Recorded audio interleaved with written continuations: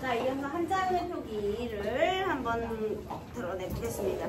한자음은 어쨌든 그 조선에서는 한자라는 단어가, 언어가 굉장히 중요했던 것만은 확실해요. 그죠? 그래서 한자음의 표기에는 특히 신경을 썼는데요. 여기서 두 가지 방법이 있어요. 하나는 동국정우식 한자음. 많이 들어봤지 않았니? 동국정우식 한자음 표기인데 이거 너무 기니까 동국정우식까지만 쓸게요. 동국정우식 한자음 표기. 동국정우는 책 이름이에요. 올바른 음운의 소리를 적은 거예요. 그러니까 예를 들면 이게 이제 무슨 글자? 토잖아. 흑토예요. 왜 그래 얘들아? 아, 플러스 마이너스 알았어? 아유, 수학을 너무 많이 했네. 흑토예요. 그러면 얘는 어떻게 한글로 적을 거냐? 이렇게 토 이런 식으로. 검을 현, 누를 황 이런 식으로 한 글자 한 글자마다 올바른 음의 소리를 적어놓은 거예요. 그런데 옛날 사람들은 이걸 토라고 적지 않았어요. 이렇게 적었어요. 자, 이거 무슨 소리냐? 동국정우식 한자음 표기 하나 있고 현실음 표기가 있거든요. 그런데 동국정우식 한자음 표기의 특징을 선생님이 얘기해 줄게요. 첫 번째는요. 최대한 중국 원음에 가깝게 표기하려고 노력했어요. 발음이 다르잖아. 그래서 얘는요. 원음에 가깝게 표기하려고 노력을 했고요. 두 번째는요. 초성, 중성, 종성을 모두 갖추어 표기했어요. 너무 기니까 이렇게만 쓸게. 모두 갖추어 표기했어. 그게 무슨 소리냐? 대표적인 게 세종어제 훈민정음이거든요. 선생님 여기 예를 들어볼게요. 세, 종, 제,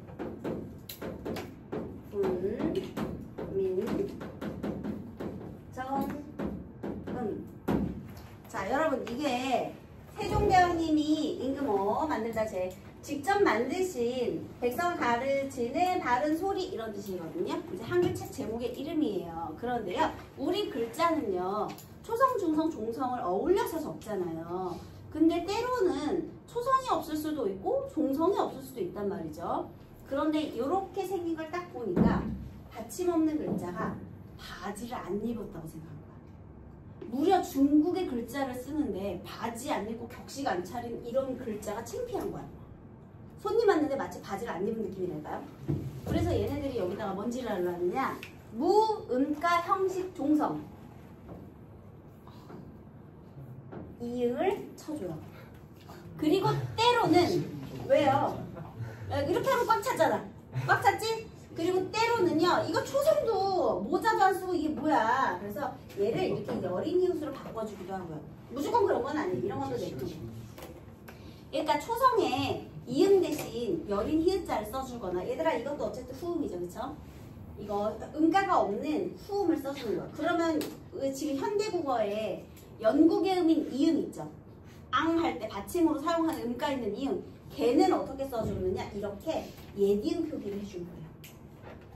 그러면 옛날 사람들은 이것을 어떻게 읽었느냐? 생종엉쟁 아니에요. 얘 음가 없는 거야. 그럼 어떻게 읽어야 돼? 세종어제라고 읽어야지. 소리값이 있는 것만 내줘야지. 자, 다시 초성, 중성, 종성을 모두 갖추기 위해서 무엇을 써줬느냐? 무, 음가, 형식, 종성. 이름이 길어서 그렇지 글자 그대로예요. 소리값이 없는 형식적인 종성음 이응을 사용하였다. 한글은 그냥 비워둬요. 그런데 한자 음만 이렇게 하라고 동국정우 책에서 알려준 거야. 격식을 갖추어라 이렇게. 그래서 이 책에 나와 있는 대로 적는 한자음의 방법을 동국정우식 한자음 표기라고 해요. 게다가요 또 하나의 음에 문제가 있어요. 무슨 음이 있냐면요, 리을 음에 문제가 있어요. 우리나라의 리을은요 혹시 좋은 방법 아시나요? 유음이야. 흐르는 소리거든요. 끊기지가 않아요. 계속 흘러요. 그런데 중국은요 흐르는 유음도 있지만 입성 유음이 있어요. 자, 입성은 뭐냐면 촉끝이 닿는 소리예요. 칵 이렇게 잘려야 돼. 얘들아 리을을 잘라봐. 네, 그죠? 이렇게. 근데 중국 발음 잘 생각해봐. 이런 발음 너무 많지. 우리말은 발음이 없는데요. 중국말엔 있어. 얘를 어떻게 적지? 한 거야. 그래서요. 한자어 리을 뒤에요. 여린 히읗을 붙였어. 그래서 한자어 리을의 입성을 드러냈어요. 이것을 이영고래라고도 하는데요. 그냥 여린 히읗은 선생님이 맨 처음에 설명할 때 소리값 없다고 했잖아요. 그래서 얘는 있잖아요. 음을 끊어야 입성이 되거든요. 음을 끊어라. 절음 부호로 사용이 됩니다. 음을 끊어. 그래서 얘들아 봐봐라.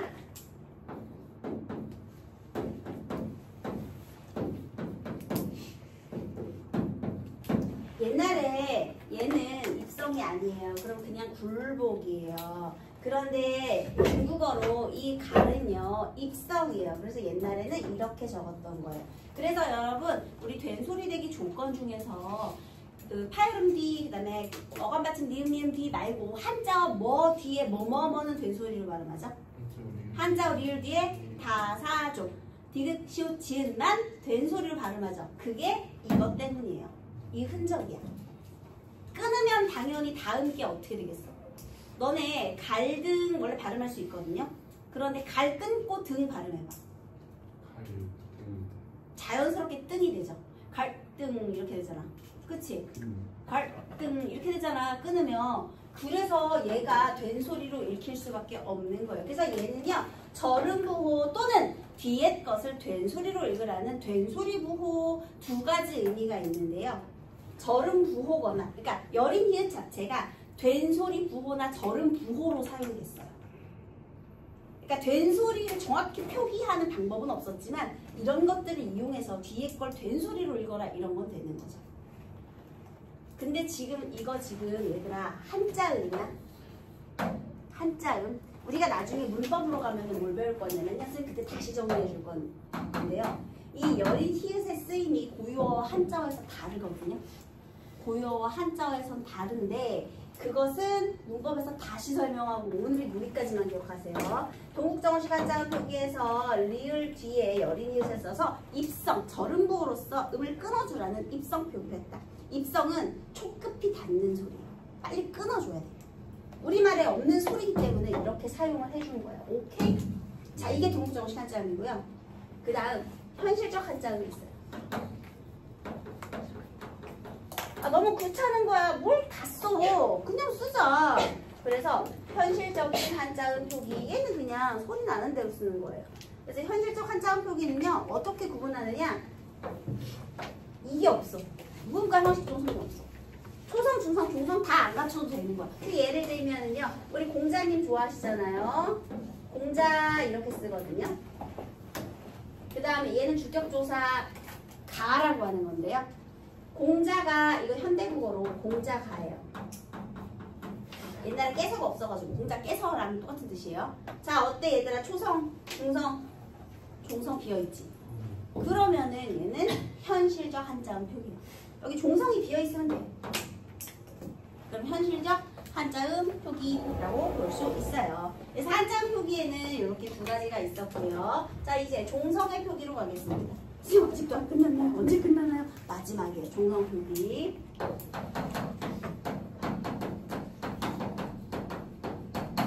세종대왕님이 종성을 만들고 나서 맨 처음에 그러니까 세종거제 훈민정음에서는 이렇게 설명했거든요. 종성 구용 초성이라.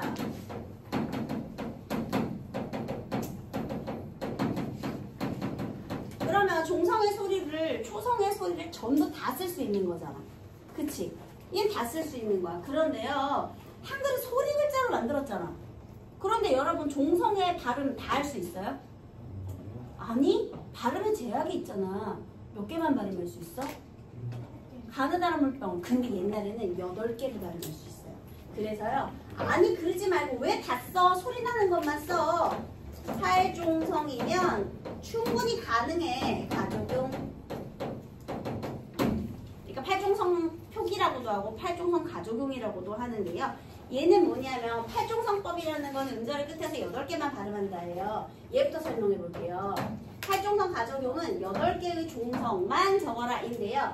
기역, 미음, 디귿, 리을, 미음, 비음, 시옷, 그리고 예디음까지. 얼마나 웃긴지 몰라. 막 채점하다가 보면은요, 별별 애들이 다 나오는데요. 이제 만약에 옳지 않은 것을 고르시오 뭐 이렇게 했어. 그런데 어떤 애가 그러니까 뭐 음절의 끝소리로는 기역, 니은, 디귿, 미음, 비음, 시옷, 이음 이렇게 이음 8개의 자음만 쓴다. 그거를 이제 맞다고 고른 거야. 야, 이게 어떻게 맞아? 이거 예디음 아니잖아. 그랬더니 그게 이제 명조체였던 거야. 그랬더니 애들이 선생님 여기 꼭다리 조금 있지 않아요? 이게 무슨 소리를 하는 거야? 아무리 우겨도 이건 통과 안 돼요. 명조체야. 얘는 그냥 예디음은 있잖아요. 누가 봐도 이렇게 존재감을 뿜뿜하는 게 예디음이에요. 얘네 폰트 처리 따로예요.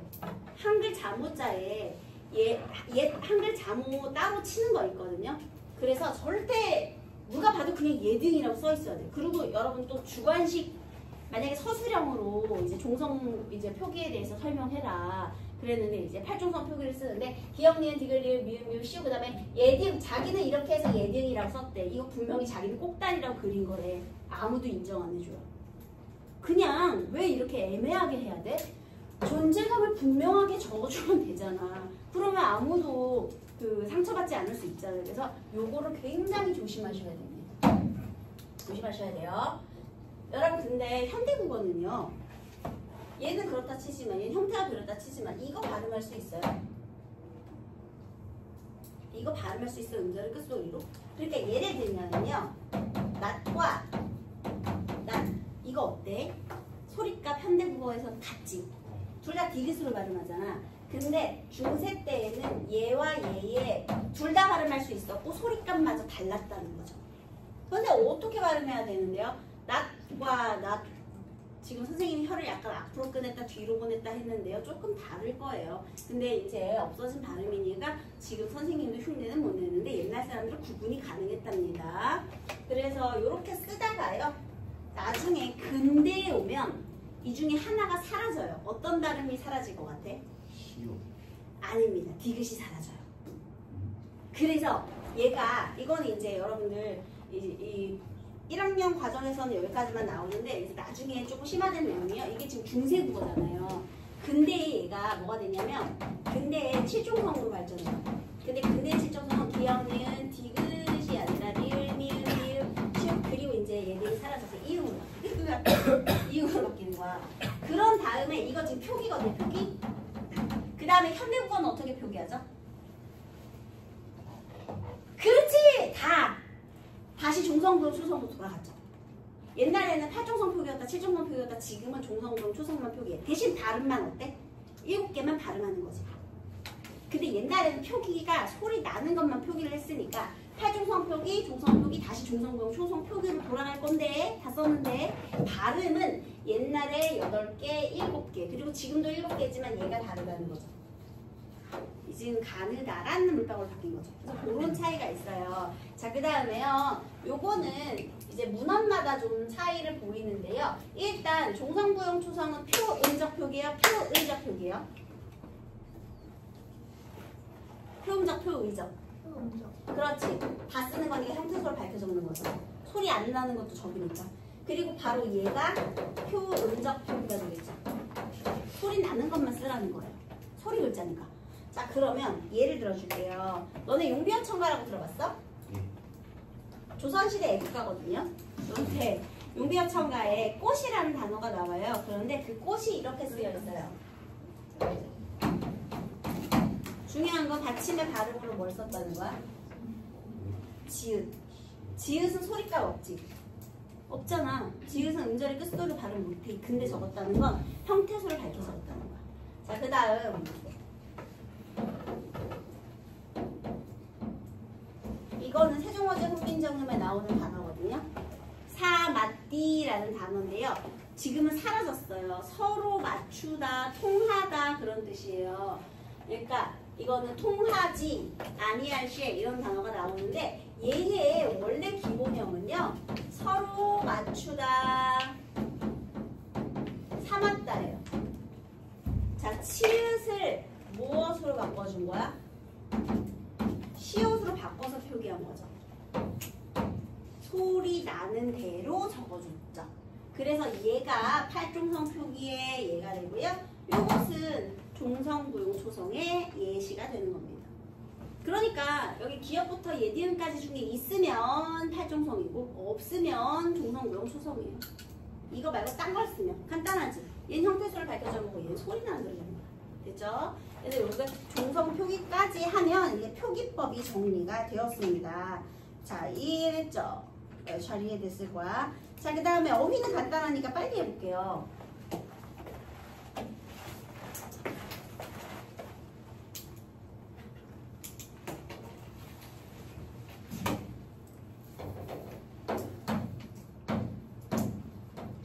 일단 기본적으로 어휘는요.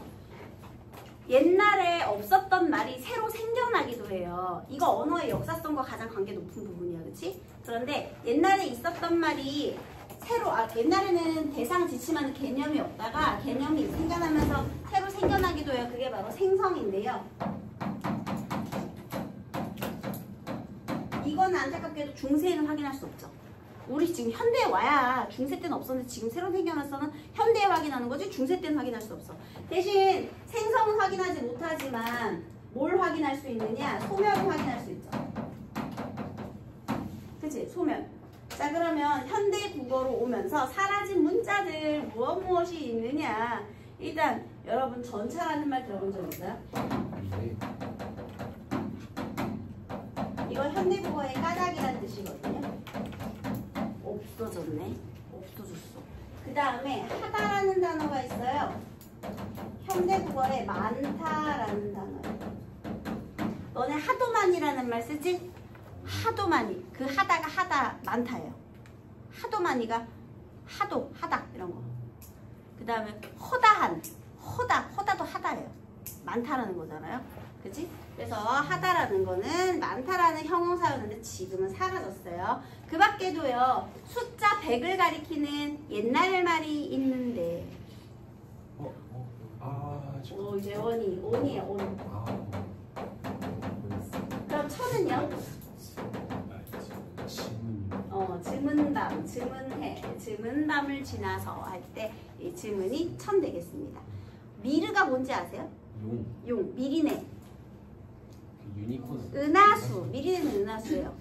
뭐 이런 거. 그 다음에 왜는 알 것 같아요. 산, 가람, 강. 뭐 이런 것들이요. 다 지금 사라진 말들. 그래서 고유어가 많이 사라졌죠. 자, 그 다음. 그러니까 소멸된 단어는 대부분 고유어 한자가 경제하다가 한자어도 많이 쓰이게 된 그런 사례들이 많고요. 자, 그 다음에 이번에는 변화예요. 변화는요. 기본적으로 이 의문이 사라지면서 형태가 변화한 단어들이 있어요. 자, 의문이 사라지면서 먼저 형태가 변화. 형태가 변화한 단어는요. 이런 게 있어요. 하다. 얘는 형태만 변화한 거야. 그러니까 의미는 같아. 의미가 같아. 얘는 현대국어의 두예요. 동사. 얘들아, 이거랑 이거 다른 거야. 얘는 많다고, 얘는 형용사고, 얘는 동사야. 다른 글자예요. 조심하셔야 돼요. 그 다음에 이번에는 의미가 변화한 것들이 있는데요. 자, 의미 변화한 것들은 세 가지가 있어요.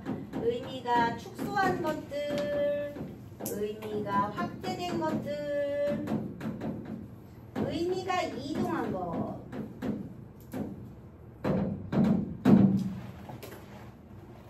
놈! 야 이놈아! 현대국어에는 어떤 뜻이죠? 남자들 중에서도 나쁜 사람을 놈이라고 하죠. 그러니까 남자를 낮잡아 이르는 말이 놈이죠. 근데 옛날에는 일반 백성이 다 놈이에요. 계집도 마찬가지예요. 그냥 여자는 다 계집이야. 근데 지금은 이 계집이 그럼 기분 나쁘지. 여자를 낮잡아 이르는 말이니까. 그래서요. 놈이라든지 계집이라든지 이런 말은 의미가 축소된 단어예요. 옛날에는 일반 백성이었어. 일반 남자, 일반 여자였는데 남자, 여자에서 그걸 낮잡아 부르는 말. 그리고 의미가 축소된 말은 대표적으로 얘도 있어요. 왜냐? 옛날에 그냥 말이 말씀이야. 근데 현대국어는 말을 높일 때나 말을 낮출 때 쓰니까요. 여러분 그거 아시죠? 상대방의 말씀이다 그럼 높이는 거고 내 말씀이다 그럼 낮추는 말이에요. 말씀이 나한테 쓰면 낮추는 거고 상대방을 쓰면 높이는 말이에요. 그래서 이렇게 논계집 말씀 이게 의미 축소에 해당하는 것이고요. 대표적으로 의미가 확대된 단어의 대표적인 예는요. 여러분 혹시 영감이라는 말 들어보셨나요? 할아버지. 그냥 요즘은 어르신들은 다 영감이지. 네. 옛날엔 벼슬이 있어야 돼요. 동부승지 영감, 상선 영감 이렇게 높은 벼슬에 나이 많은 사람은 영감이라고 그래. 근데 지금은 그냥 다 영감이지. 그 다음에 여러분 혹시 세수라는 말 아세요? 어디를 닦아야 세수예요? 손. 손만? 맞아. 옛날에는 수니까 손만 닦아. 근데 지금은 세수하다 그러면 손과 함께 뭘 같이 닦아? 얼굴도 닦지. 그래서 의미가 확대된다는 거예요. 여러분 다리 있어. 다리. 옛날에는 생물의 밑에 달린 것만 다리예요. 근데 지금은 사물의 밑에 달려도 다리죠. 그래서 얘도 의미가 확대된다는 거. 이런 것도 있어요. 그럼 밑에 원래는 뭐였지? 다른 단어도 있었겠죠. 그런데 확대됐어요. 지갑도 마찬가지. 옛날엔 종이로만 했는데 지금 뭐 가죽으로도 만들고 벽으로 다 만들죠. 그 다음에 의미가 이동된 단어가 있어요. 어린 대표적인 게 어여삐 등등등등. 얘들아 어린 놈의 시계. 요즘에는 어린 무슨 뜻이에요? 나이가 어린 녀석. 적다. 그치? 나이가 적으면 어리죠. 근데 옛날에 무슨 뜻이냐? 어린 백성이 어리석다 그런 뜻이었어요. 이게 원래 어리석다예요. 그런데 지금은 나이가 적으니까 완전히 달랐죠 의미가. 그 다음에 어여삐는요. 어이구 우리 수민이 어이구 어여뻐. 이거 무슨 뜻이에요? 어여쁘다. 현대에 현대. 불쌍하다. 아유 현대에 현대에 어이구 어여쁘다. 예쁘다. 그래. 아유 태희 어이구 어여뻐. 어이구 어여뻐. 예쁘다잖아요. 어여쁘다 예쁘다요. 그런데 옛날에는 내가 백성을 어여삐 여겨. 그때는 이제 가엾다라는 뜻으로. 그러면 가엾다 예쁘다 전혀 뜻이 다르죠. 여러분 혹시 이거 어떻게 읽어야 될 것 같아요? 쓰다 아니고 싸다예요. 여러분 잘 읽네. 자, 초성에서는 아로 읽으라고 했죠, 선생님이. 싸다예요. 근데 현대국어에 싸다는 무슨 뜻이죠? 값이 적다. 그래, 값이 저렴하다지. 옛날에는 비싸다 의미예요. 그러니까 뜻이 완전히 바뀌었죠. 달라졌어요. 근데 이런 것들이 의미가 이동된 단어가 되겠습니다. 네, 그 다음에요. 어휘면에서 당연히 이제 우리 한자어가 유입되기 시작하잖아요. 그치? 그치? 그리고 이제 왜 한자어 유입은 고대국어부터 유입이 되기 시작했고 한자어가 점점 활발하게 들어오고요. 외래어도 들어왔는데요. 우리가 몽골어, 여진어 이런 것도 되게 많이 들어와요. 그래서 매 종류를 가리키는 말들 있죠. 그런 거는 전부 몽골어하고도 관련이 있고요. 여러분 혹시 배추가 순우리말이 아니에요. 아시나요? 배추는 중국에서 들어온 말이에요. 그 다음에 붓, 먹 이런 거 있죠.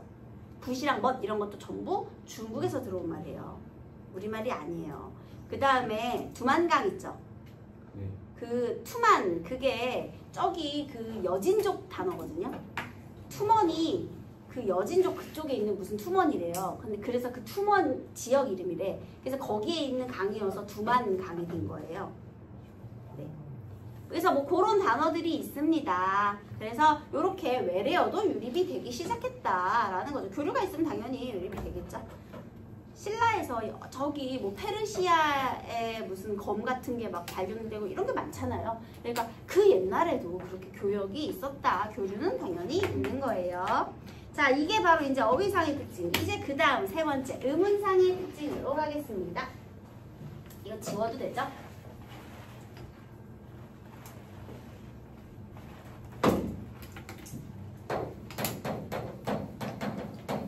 자, 음운상의 특징. 첫 번째는 기분절 음운인 성조가 존재했다라는 거예요.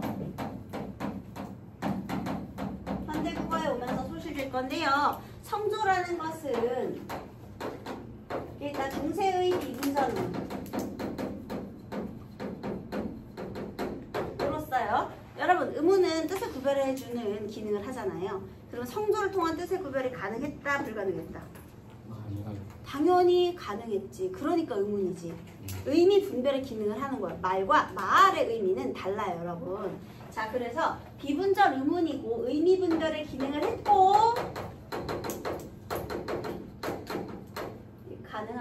의미 분별을 했고요. 그 다음에 또 하나는 얘는 말의 길이에요, 높낮이에요. 높낮이를 가리키는 거예요. 높낮이. 낮고 높은 정도. 그런데 중세에는 있었지만 현대로 오면서 사라졌다 이거죠. 현대고에는 장단음이 있죠. 미분절음으로. 근데 얘는 이게 있어요. 자, 그 다음에 성조의 종류에는 4가지가 있어요. 어떻게 있느냐. 첫 번째는 입성. 입성은 다시 평성적 입성,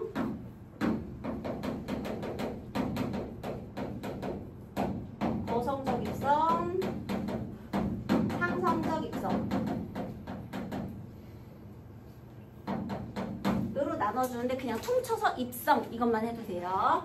자, 입성 그 다음이 평성. 이거 순서 중요해요. 입성이 무조건 먼저 나와야 돼요. 평성, 그리고 거성, 그리고 상성 이렇게 4가지가 있는데요. 사실 이 입성은 높낮이라기보다는 말의 빠르기예요. 입성은 촉급하게 닿는 소리,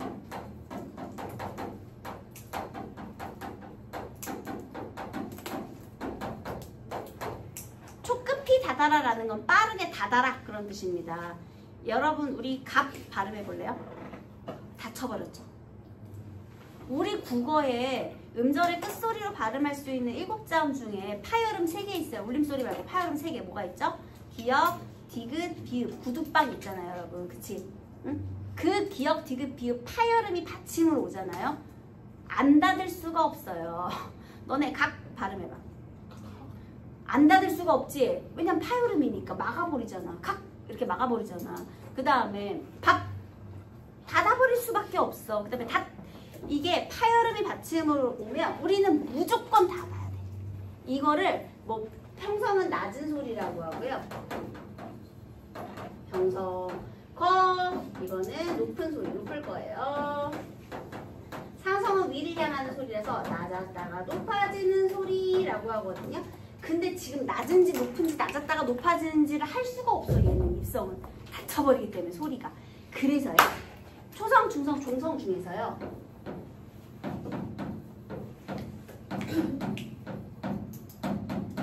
입성은요. 원래 방점 찍어서 표기해야 되잖아요. 근데 얘는 받침이 기역, 디귿, 비읍 그리고 옛날에는 시옷도 발음할 수 있었죠. 그래서 시옷까지. 받침이 기역, 디귿, 비읍, 시옷으로 끝나는 글자는요. 점의 개수와 상관없이 무조건 입성이에요. 점이 없든 점이 하나든 점이 2개든 받침, 기역, 디귿, 비읍, 시옷으로 끝나는 글자는 점의 개수와 상관이 없이. 얘들아, 점을 찍지 않고 그러면 안 돼. 상관이 없다는 거 안 찍어도 되고 하나 있어도 되고 점이 2개 있어도 된다는 거예요. 그래서 점이 없는 입성은 평성적 입성, 점이 하나인 입성은 거성적 입성, 점이 2개인 입성은 상성적 입성이라고 부르고요. 얘네들의 공통점은 받침이 기역, 디귿, 비읍, 시옷으로 끝난다는 겁니다. 자, 그러면 성조를 찾고 싶어요. 그러면 제일 먼저 뭐부터 꺼내야 돼? 입성부터 꺼내야지. 입성부터 분류를 해. 그 다음 입성을 제외한 나머지 글자 중에서 평성, 거성, 상성 찾는 거예요. 그러니까 받침이 기역, 디귿, 비읍, 시옷으로 끝나는 글자를 먼저 찾고요. 그것을 제외한, 입성자를 제외한 나머지 중에서 평성, 거성 찾는 거예요. 자, 평성은요. 받침이 이게 아닌 글자 중에서 글자의 왼편에 점을 안 찍어요. 거성은 글자의 왼편에 점을 1개 찍어요. 얘는 점이 없음이에요. 없어. 그 다음에 상성은 점 2개. 실전으로 갑니다.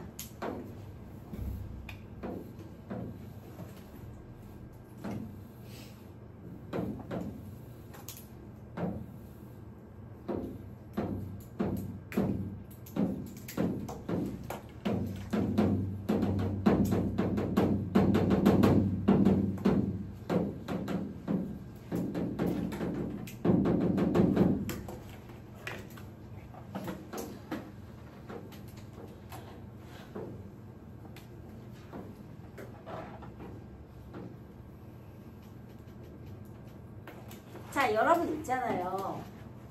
성조라는 것은 의미 분별의 기능을 한다 그랬으니까 단어마다 이미 정해져 있는 거예요, 여러분. 알겠니? 그때그때 변하는 소리가 아니야. 단어마다 다 정해져 있는 거야. 여러분, 여기 나라의 이 시옷은요, 원래 나라이란 글자가 아니고요, 우리나라 할 때 그 나라에다가 관형격 조사 시옷이 결합한 거거든요. 그러니까 이 나라라는 단어는 시옷으로 끝나는 단어야, 아니야? 아니야. 얘 그냥 얘 갖다 붙여준 거야. 그러니까 얘는 시옷으로 끝나는 단어가 아니에요. 입성자가 아닙니다. 그러면 입성자는 선생님 도대체 뭐가 있어요? 예를 들면 이런 게 있어요. 이거 백자. 기억으로 끝나는 단어잖아. 그치? 그러니까 성조는 미리 정해져 있는 거지 막 그때그때 막 뭐가 뭐 받침이 있고 없고 막 이런 단어가 아니에요. 자, 다시. 나란 말씀이 한번 여기 입성자 없어요. 아니밀시에 이것도 미다가 움직이다거든요. 그 다음에 리을시에는 뭐뭐 때문에 뭐뭐 임으로 이런 거거든요. 그런데 어쨌든 중요한 건 여기서 성조만 한번 봅시다. 여러분 평상 여기 입성자 없어? 평성, 고성, 상성 중에 이거 뭐예요? 점이 없네? 평성. 이거는 거성. 이거는 점 2개네? 상성. 얘는 평성. 얘는 어떻게 읽어요? 읽어보세요. 응? 응.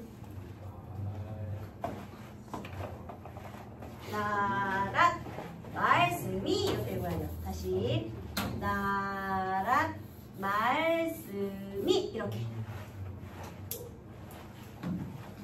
이게 나옵니다. 시험에. 자, 얘도 한번 읽어볼까요? 이밀셋 이렇게 평성 거성 상성 거성 아니면 일셋 이렇게 나란 말씀이 이렇게 나란 말씀이 아니면 일셋 이렇게 자연스럽게 읽으면 그렇게 되겠죠. 유튜브에 찾아보면요 성조를 정확하게 지켜가지고 도금을 하는 그런 영상도 있어요, 여러분. 그러면은 막 이렇게 읽어요. 그래서 이렇게 읽어주었다. 찾을 수 있잖아, 이거, 그치? 자, 그런데 이제 여기에서 무조건 시험에 나오는 포인트 하나. 이거는 이제 점수를 주려고 내는 문제인데요. 현대국어에 성조가 있다 없다? 없어. 없는데 요놈 있죠, 요놈. 이거 지워도 돼요? 지우지마. 옆에서 쓰면 되지. 자, 그래서 요거 상성이 다 사라졌는데요. 여기다 쓸게요.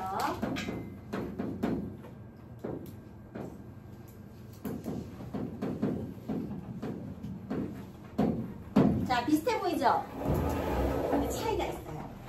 일단 얘는 글자의 오른편에 점이 찍혀 있고요. 얘는 글자의 왼편에 점이 찍혀 있네요. 자, 우리 이거는 중세의 성조 중에서 상성이죠. 그치? 얘는 성조인데요. 낮았다가 높아지는 소리예요. 그치? 높낮이에 해당인데요. 얘는 현대국어에서 뭐예요, 여러분? 긴 소리. 그래서 여러분 달리는 말은 짧은 소리고 사람의 말이 긴 소리인 이유가 이 말이 옛날에 뭐였다? 상성이었다. 상성의 흔적이 낮았다가 높아지려니까 길잖아, 얘들아. 그치? 그래서 얘가 현대의 장음으로 흔적이 나는 거예요. 여러분 혹시 밤 중에요 그 시간 밤하고 먹는 음식 밤이 있거든요. 어떤 게 긴 소리인지 아세요?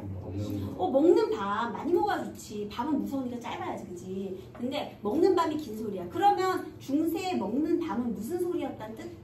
상성이었단 뜻. 이렇게 되는 거예요. 그래서 자, 여기에 현대국어의 장음은 얘는 이제 긴 소리죠. 성조는 사라졌지만 현대의 장음의 그 흔적이 남아 있습니다. 이렇게 차이가 있죠. 얘는 왼편에 점 찍고 얘는 오른쪽에 점 찍고. 그거 왜 그런지 알지?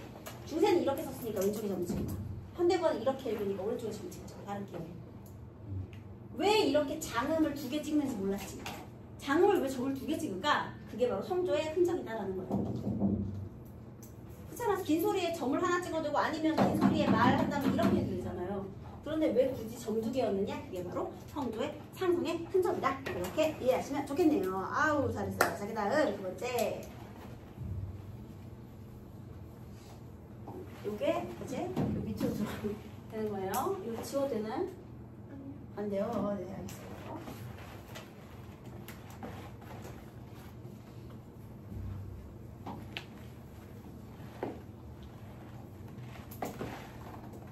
이거 이렇게 막 정리를 해놨어. 내신 시험 볼 때 이름 안 쓰고 들고 다니는 거 누가 훔쳐간다? 정리하는 거? 많이 봤어. 난 진짜 증세고 같은 프린트는요, 정리 예쁘게 해놓으면 잘 훔쳐가요. 여러분 조심하세요, 여러분. 잘 보관해. 엄청 잘 보관해. 그 반동 배우고 막 문제 푼 것도 막 이렇게 들고 다니잖아. 어느 순간 사라져 있다? 애들이 훔쳐가. 조심하세요, 여러분. 그럴 수도 있겠다 생각이 들죠? 그쵸? 특히 막 그 우리 남학생들은 막 그런 거 많이 훔쳐가지 않아요? 너네는 안 훔치는데 많이 도난당한 그런 사건이 많이 발생하지 않니? 제 하식스 누가 훔쳐갔어? 하식스. 야, 지금 양서구에서 만나 엄청 도난 사건 엄청 막 그랬더니 난리 한번 났었다니. 자, 그 다음에요. 이번에는 이제 얘 비분절음은 끝났어요. 이제 분절음으로 갈게요. 자, 분절음은 이제 자음 모음 관련된 내용인데요. 자, 두 번째. 일단은요, 소실되는 문이 모두 존재했겠죠? 처음에는 모두 사용하다가 사라져요. 소실된 의문의 순서는 선생님이 어떻게 외우라고 했나요? 눈, 코, 입점으로 외우시라고 했죠. 그죠? 그래서요, 우리 기본적으로 눈, 코, 입, 점 이렇게. 요거 읽어보세요. 여린이은, 반치음, 예비음, 아래야. 얘만 모음이고 나머지는 자음. 이렇게 됐죠? 얘는 아까 전에 소리값 자체가 없다고 했잖아요. 그러니까 제일 먼저 사라져요. 자, 그 다음에 여기에 사실 순경음 비읍도 많이 사용이 되다가 사라지는데요. 순경음 비읍을 괄호 안에 넣은 이유는 기본자가 아니기 때문에 그래요. 얘는 그냥 비읍이랑 이음이랑 연서로 붙여서 쓴 거잖아요. 그렇지? 이어쓰기 한 거니까요. 네. 그래서 요거만 이렇게 괄호로 넣고, 사실 별 글자 다 있어요, 얘들아. 이런 글자도 있고, 이런 글자도 있고요. 쌍이. 뭐 이상한 글자 되게 많아. 뭐 쌍니음도 있고 막 이래. 그런데 이렇게 사라진 글자들이 있더라. 자, 그 다음에요. 이번에는요, 우리 모음의 특징을 조금만 살펴볼게요. 자음은 17개 중에 그거 3개 사라진 거잖아, 얘들아. 그치? 그런데 현대국어의 그 모음의 기본자는 어떻게 외우지 알아? 모음의 기본자? 아야, 어여, 오요, 우유, 으이, 이거 모음의 기본자죠? 자, 그러면 단모음 10개는요? 키위 제외해. 금붕어 좋아. 외웠지? 중세국어의 단모음은요? 모르겠어요. 자, 그러면 현대국어의 단모음부터 한번 출발해 볼게요. 현대국어의 단모음은요, 키위, 나 이렇게 안 하고서 이, 에, 으, 어, 아, 우, 오, 위, 웨. 자, 이렇게 여기거든요. 키위 제외 금붕어 좋아해요, 여러분? 이거 표로 적어줄게, 얘들아. 이,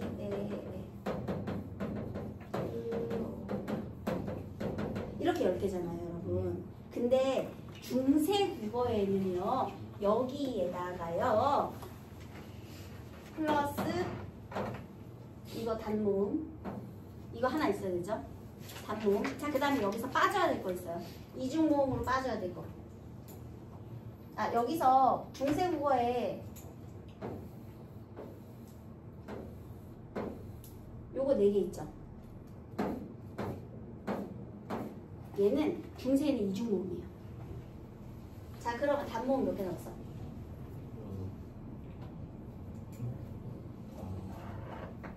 7개 아니에요? 나는 지금 내가 계속 하나, 둘, 셋, 넷, 다 7개잖아. 그치? 아, 저번에부터 너 자꾸 숫자 잘못해. 그치? 주영이 숫자 이번엔 너 다른 친구야? 아, 숫자 잘못 세. 자꾸 나 헷갈리게. 7개요. 그래서 여러분, 단모음 7개요.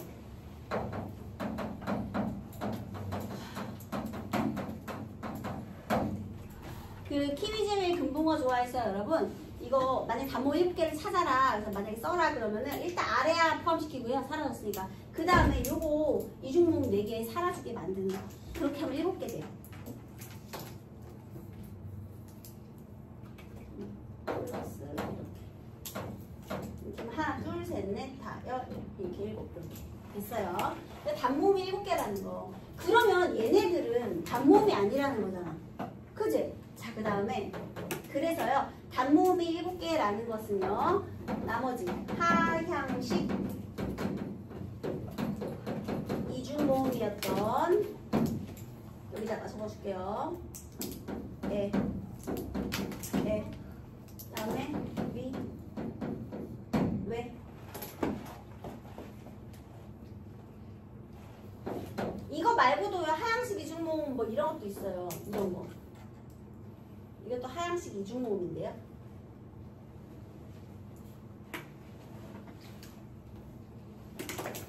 근데 하향식 이중모음이 현대국어에는 딱 하나 있어요. 혹시 아시나요? 선생님 하향식 이중모음이 뭐예요? 일단 기본적으로 이중모음이 뭐지 얘들아? 입술. 입술이 그러니까 소리 발음을 할 때 혀의 위치나 입술의 모양이 변하는 건데요. 변하는 건데 근데 단모음하고 반모음이 합쳐지는 걸 우리가 이중모음이라고 하잖아요. 단모음, 반모음 합치는 거, 그치? 그런데 우리나라 국어에요. 반모음이 두 종류가 있어요. 뭐가 있죠? 반모음 2와 반모음 5 나오고 그래서 J계하고 W계 이렇게 두 개 있잖아요, 여러분, 그치? 그런데요, 우리나라의 지금 현대국어의 이중모음은요, 반모음이 다 앞에 있어요. 딱 하나, 의만 빼고. 의는 2가 뒤에 있죠. 반모음 2가 뒤에 있어서 걔만 하향식이고 나머지는 전부 반모음 플러스 단모음으로 되어 있거든요. 그런데 옛날 사람들이 이거를 하향식으로 읽거든요. 하향식이라는 말은 단모음이 뒤에 오는 거야.